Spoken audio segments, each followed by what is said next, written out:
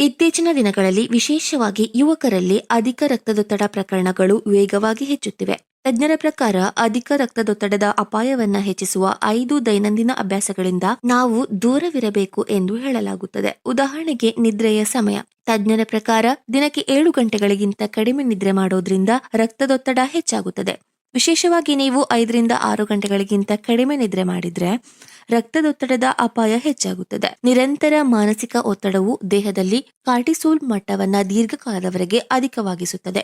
ತಜ್ಞರು ಹೇಳುವಂತೆ ಒತ್ತಡಕ್ಕೆ ಪದೇ ಪದೇ ಒಡ್ಡಿಕೊಳ್ಳುವುದರಿಂದ ನರಮಂಡಲವು ತೊಂದರೆಗೊಳಗಾಗುತ್ತದೆ ಮತ್ತು ರಕ್ತದೊತ್ತಡ ಹೆಚ್ಚಾಗುತ್ತದೆ. ತಡರಾತ್ರಿ ಊಟ ಮಾಡೋದ್ರಿಂದ ದೇಹದ ಸಿಕಾರ್ಡಿಯನ್ ಲಯ ಅಡ್ಡಿಯಾಗುತ್ತದೆ. ಮೂತ್ರಪಿಂಡದ ಸೋಡಿಯಂ ಸಮತೋಲನ ಮತ್ತು ಇನ್ಸುಲಿನ್ ಸಂವೇದನೆ ಒಟ್ಟಿಗೆ ನಿದ್ರೆಯ ಗುಣಮಟ್ಟದ ಮೇಲೆ ಪರಿಣಾಮ ಬೀರುತ್ತದೆ. ಹೊಟ್ಟೆಯ ಕೊಬ್ಬು ರಕ್ತದೊತ್ತಡದೊಂದಿಗೆ ಸಂಬಂಧಿಸಿದೆ ಹಾಗೂ ಕಾಫಿ ಅಥವಾ ಇತರ ಕೆಫಿನ್ ಇರುವ ಪಾನೀಯಗಳು ರಕ್ತದೊತ್ತಡವನ್ನ ಹೆಚ್ಚಿಸುತ್ತವೆ. ನಿಮ್ಮ ಆಹಾರವನ್ನ ನೋಡಿಕೊಳ್ಳುವಾಗ ವೈದ್ಯರ ಸೂಚನೆಗಳನ್ನ ಅನುಸರಿಸಿದ್ರೆ ರಕ್ತದೊತ್ತಡವನ್ನ ಸುಲಭವಾಗಿ ನಿಯಂತ್ರಿಸಬಹುದು.